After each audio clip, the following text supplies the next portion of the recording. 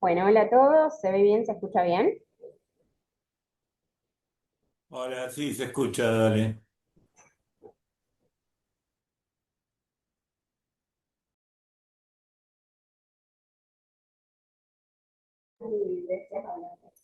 Bueno, vamos a arrancar. Yo soy Giovanna Leiva, soy residente de tercer año de Bioquímica Clínica. Les vengo a presentar mi último Ateneo de la RESI, que es mi Ateneo de la rotación externa.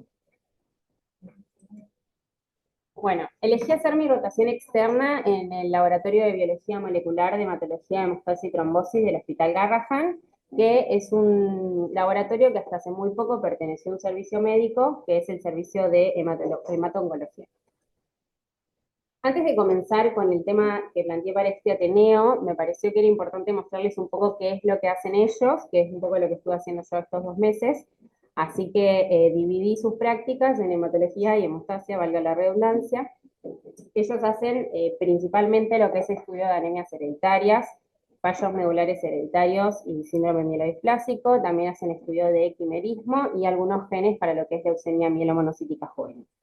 Y para lo que es hemostasia, estudian tanto trastornos trombóticos hereditarios, como son las trombofilias, y trastornos hemorrágicos hereditarios, que estudian algunos exones del gen de von Willebrand.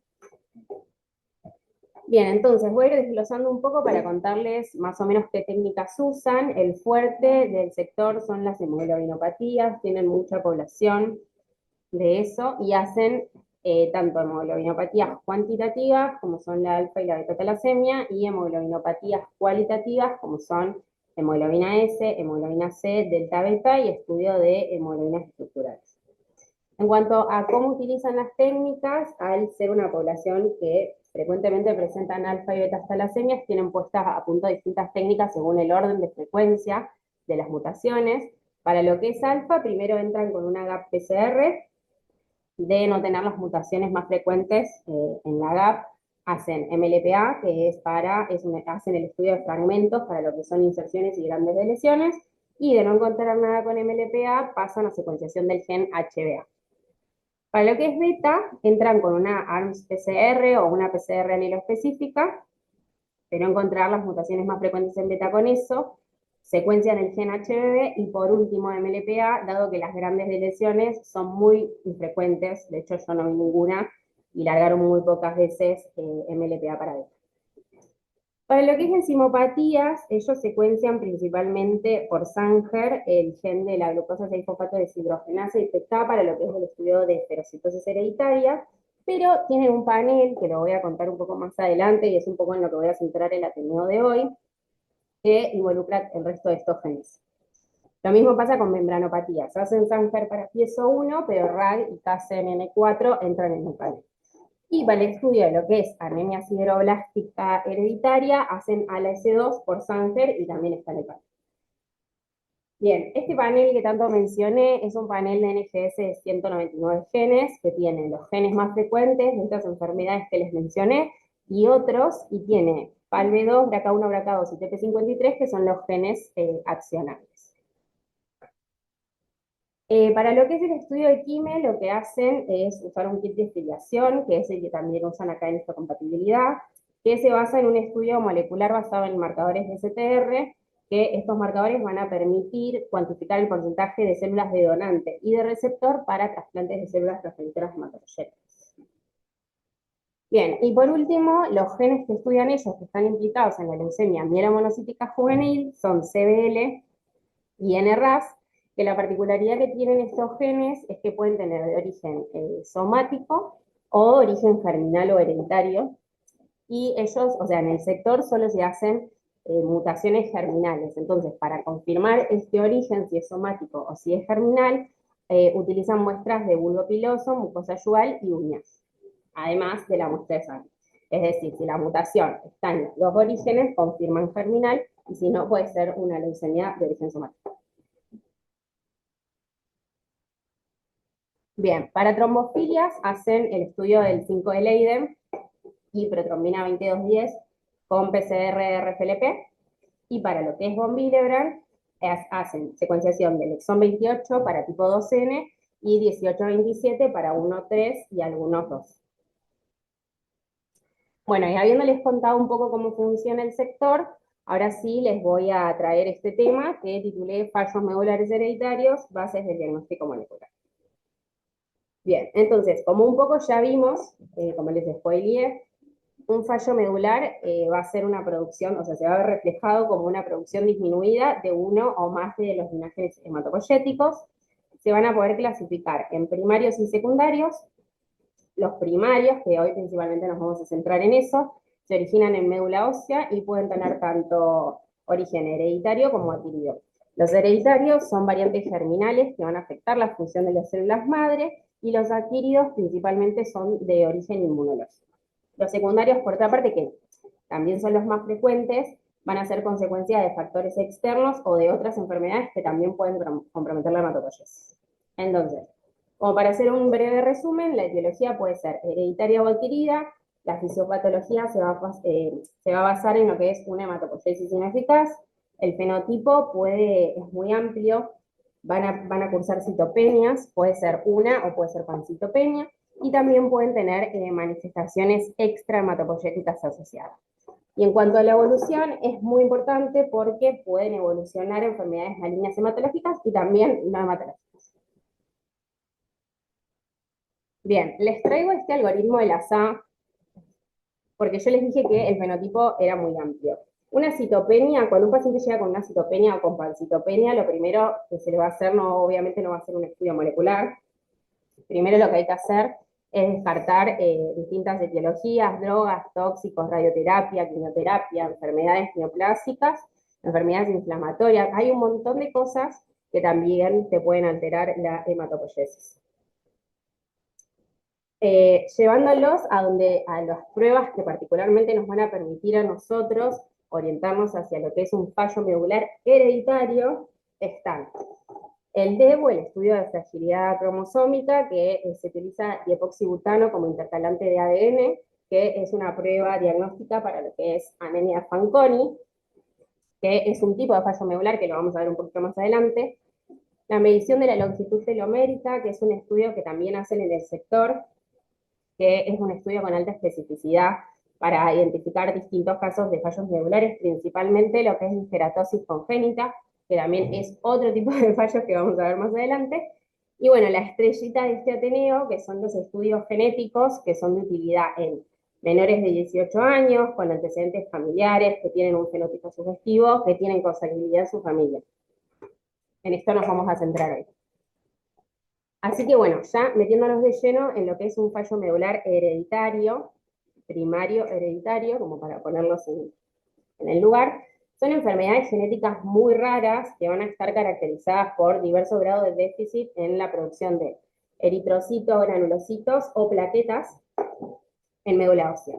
Y la importancia diagnóstica principalmente es para la selección de la terapia, para el monitoreo de las patologías asociadas, porque como les dije, pueden tener otro tipo de manifestaciones asociadas, para detección precoz de enfermedades malignas, para selección de régimen de acondicionamiento pretrasplante, porque muchas veces la terapia de elección es el trasplante de médula, para la búsqueda de un donante relacionado, que es lo que se espera, y para un asesoramiento genético familiar, que también es muy importante. Bien, entonces, lo que yo hice fue clasificarlos, son muy amplios, es un grupo de enfermedades muy amplios y muy heterogéneos, entonces para tener un orden en el Ateneo, lo que yo hice fue clasificarlos según linaje. Y hay algunas cositas que antes de darles ejemplos de enfermedades puntuales de cada linaje, quería que queden claras. Cada grupo va a incluir múltiples entidades que pueden tener diferente base genética, de hecho una enfermedad se puede detectar en más de 20 genes, lo vamos a ver. Las características fenotípicas se pueden solapar entre los diferentes fallos o pueden estar ausentes. Que estén ausentes es realmente muy frecuente, pero bueno, puede pasar. Y una misma entidad clínica puede estar causada por alteraciones moleculares que pueden ocurrir en un gran número de genes y alteraciones de un determinado gen pueden asociarse con alteraciones fenotípicas diferentes. Entonces ahora sí vamos a ir a ver, ahora vamos a ver ejemplos representativos, si bien esto incluye múltiples entidades, yo les traje ejemplos representativos para que puedan interiorizarse un poquito más. La anemia de Fanconi, que ya les mencioné que el test diagnóstico es el DEB, es un trastorno clínico muy heterogéneo, igual que todos los fallos medulares hereditarios. que se va a caracterizar por inestabilidad genómica secundaria a defectos en la reparación del ADN, posee alteraciones moleculares en alguno de al menos 20 genes que van a codificar para proteínas involucradas en esta respuesta. La anemia de Black Fan Diamond, también hereditaria, que se va a caracterizar, en este caso, a diferencia de la anemia de Fanconi, por defectos de la biogénesis ribosomal.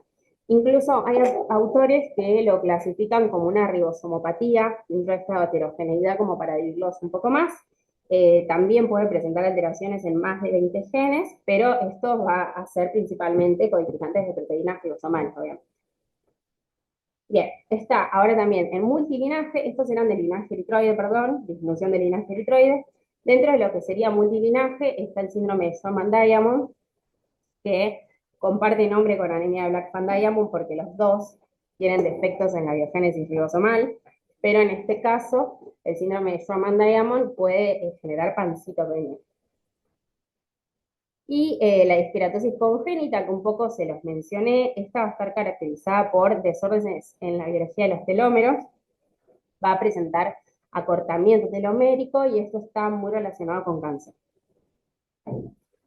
Bien, este es un cuadro de la guía LASA que yo les traje para comparar un poco las características fenotípicas de cada una de las enfermedades. Como podemos ver, la mediana de edad para anemia de Fanconi son 6 años, mientras que en anemia de Black Van Diamond es en neonatos, y en lo que es disqueratosis congénita es en adolescentes. Eso también orienta un poco a los médicos, se fijan mucho en esas cosas. Los test de detección, como les mencioné, anemia de Fanconi va a ser rupturas cromosómicas, que es el test de DEB. Anemia de Black Van Diamond, lo que es adenosina y aminasa, la verdad es que ya no se hace, de hecho creo que nadie lo hace, porque ahora tienen la facilidad de que los genes asociados a anemia de Black Van Diamond entran en panel, entonces directamente van a NGS, pero bueno, para disqueratosis congénita sí se hace un test particular de longitud telomérica. La anemia de Fanconi, como yo les dije, es de serie eritroide, pero también puede ser multilinaje, por esto de la heterogeneidad y que se van a solapar las características fenotípicas. Anemia de Black Van Diamond es exclusiva de serie eritroide y disqueratosis congénita también puede ser, bueno, ya se los presenté, es multilinaje. Lo que quería mostrarles principalmente con este cuadro, además del fenotipo, es que hay múltiples genes afectados, como un poco ya les comenté, en cada una de estas enfermedades, y que haya múltiples genes asociados hace que hasta cambie la herencia. Porque en anemia Fanconi, los genes asociados a Fanconi, que son FANK, FANG y un montón de FANGs, tienen de herencia autosómica recesiva. Pero como hay más de 20 genes, eso puede cambiar, pueden tener dominante o puede ser ligado al X. Lo mismo con anemia de Black Van Diamond, generalmente es dominante, pero si es en un gen que la verdad no es de los más frecuentes, la herencia puede cambiar. Bien, este cuadro lo que les quiero mostrar es un poco lo que estuvimos hablando, el mecanismo molecular, las enfermedades, y lo que traigo son todos los genes que tiene el panel, los 199 genes. Y están ordenados en base a frecuencia, de los más frecuentes a los más infrecuentes. Como podemos ver, son muchos, es imposible estudiarlos a todos, y esto hace que sea inviable hacer secuenciación tradicional o secuenciación de Sanger, y acá es donde entra secuenciación de nueva generación o NGS. Antes de empezar con NGS, rápidamente voy a repasar algunos conceptos básicos de molecular.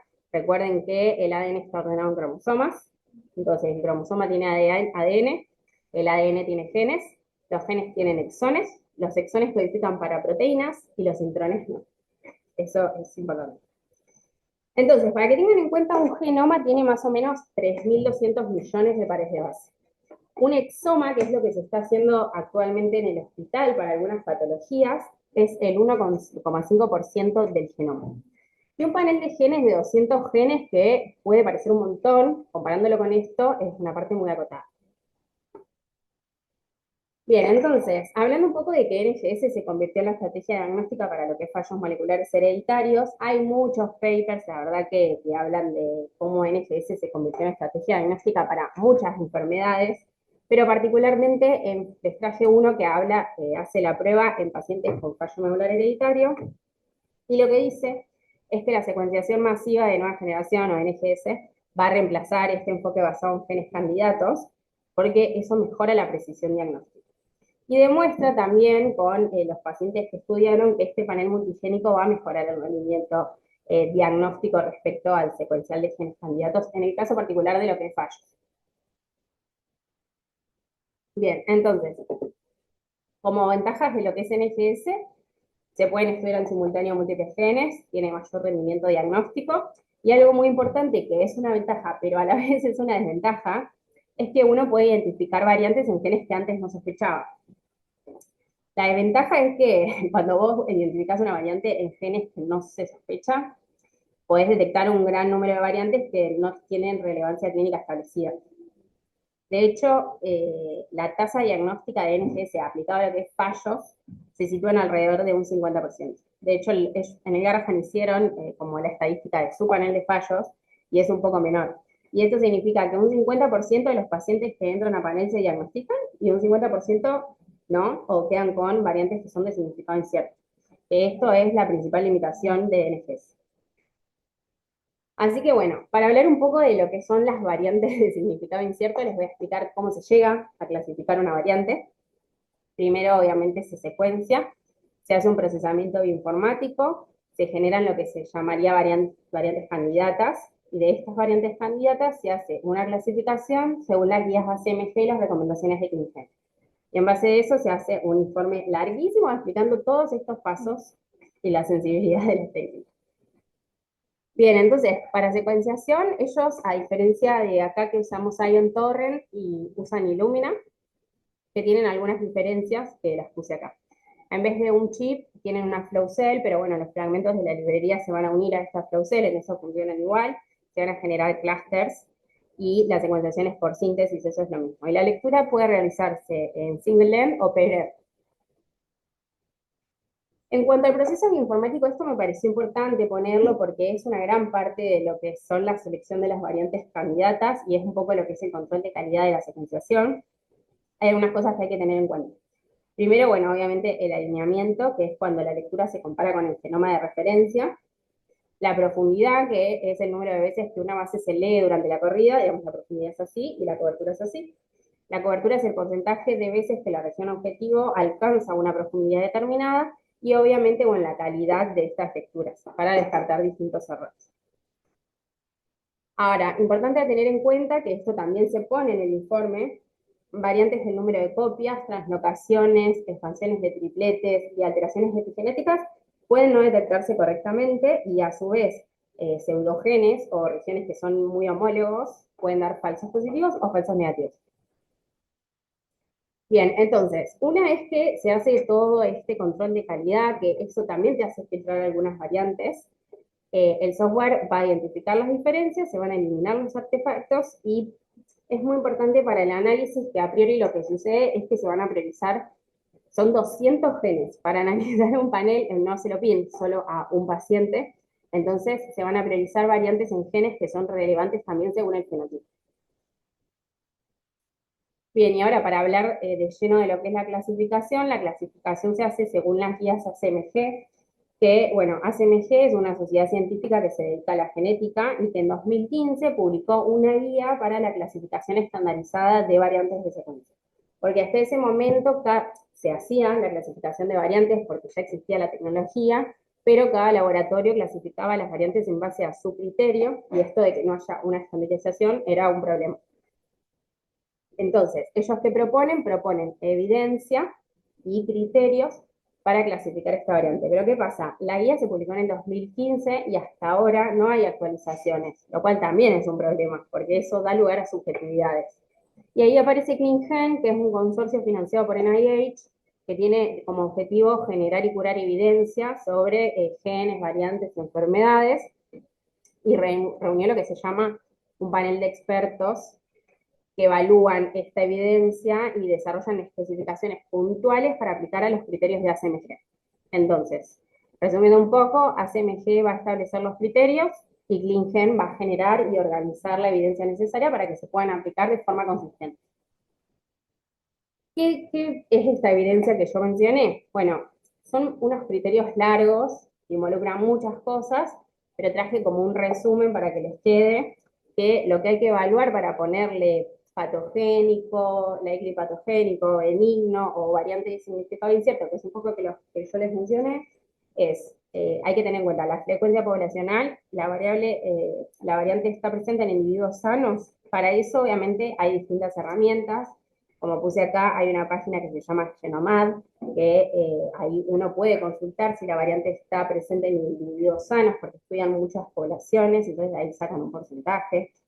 El tipo de evidencia, es decir, hay evidencia de esta variante reportada previamente, ahí también se puede consultar Keimaro, se puede consultar la literatura, buscar papers que estén indexados de PubMed. Se utilizan predictores informáticos que uno lo que hace es ver con estos predictores si esta variante va a afectar la función de la proteína, si va a alterar el splicing. Todas esas cositas van aplicando criterios, o no, depende. Se hacen estudios funcionales, que esto sirve para demostrar si va a generar un efecto biológico. Se puede llegar a estudiar a la familia para ver la segregación familiar, que eso también es otro criterio. Y obviamente la correlación genofeno, que se basa en si el gen y la variante que vos estás estudiando explican el cuadro clínico del paciente. Y en base a estos criterios, que son los de ACMG, lo que propone ClinGen es aplicarles una fuerza, según la evidencia que tenemos, que puede ser strong, moderate o supportive. Bien, entonces, ¿qué va a pasar con esto? Si es una variante conocida, que ya está reportada, que tiene estudios funcionales, que tiene familias publicadas y que tiene un feno compatible, probablemente esta variante se pueda clasificar como patogénica.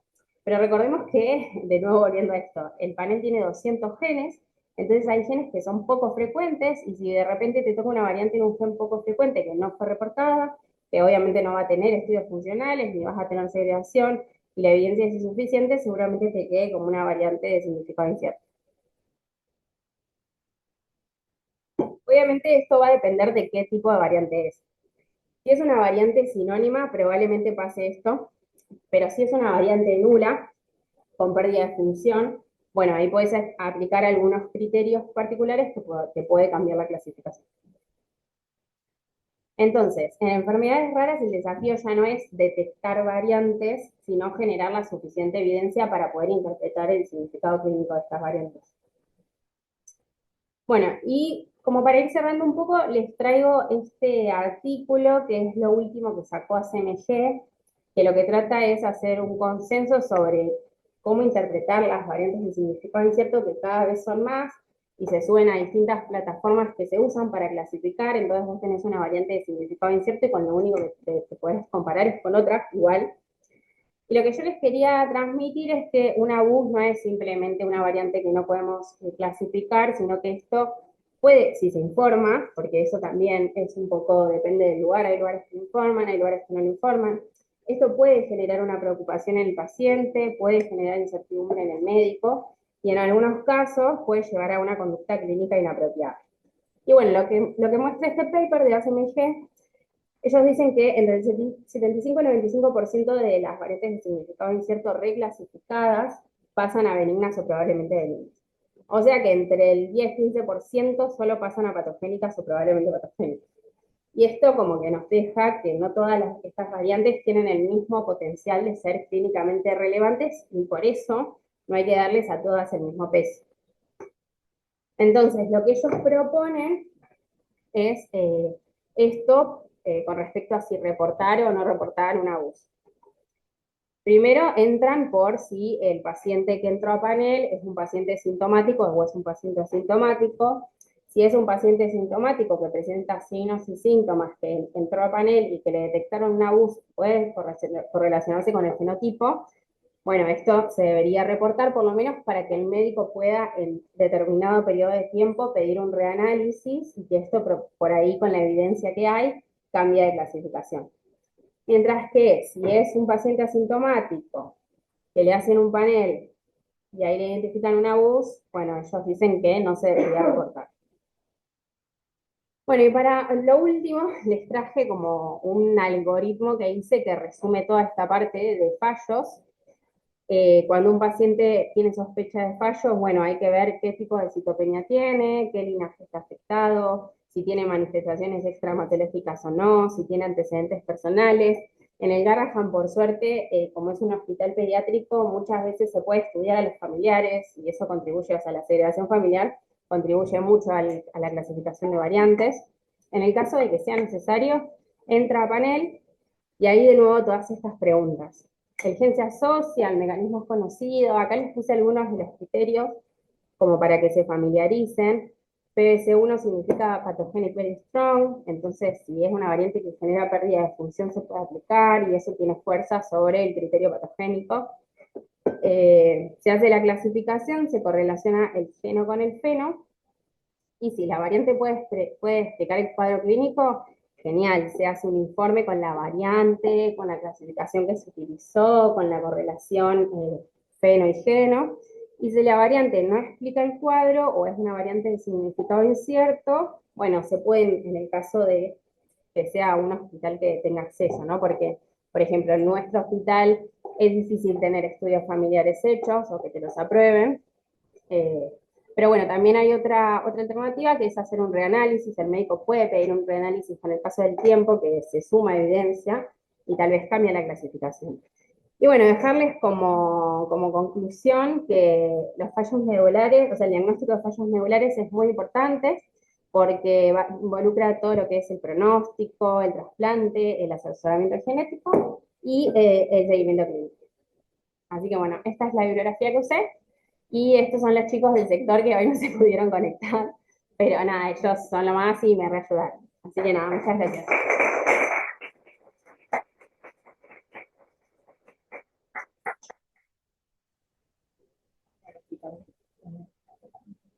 Hola, Giovanna. Ay, no, no se escucha, ¿verdad? Giovanna, ¿me escuchás? A ver, ¿ahora? Giovanna, ¿me escuchás? ¿Cómo estás? Sí, ahí se escucha, todo Dale, bien. felicitaciones por este último tenido, muy bueno.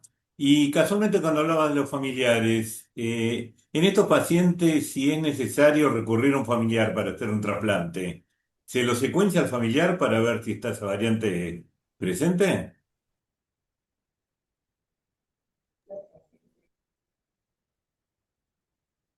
¿No me escuchaste? Sí, perdón, es que se escucha muy bajito desde acá, desde el aula. Eh, la verdad es que es una facilidad que tienen ellos, que en general cuando un paciente entra a panel por sospecha de fallo, entra la familia también, por lo menos los padres y el hermano. Entonces, de esa manera ya ellos pueden agilizar el diagnóstico y en el caso de tener que hacer trasplante, ya directamente van a trasplante. Ok, gracias. Nada, de nada.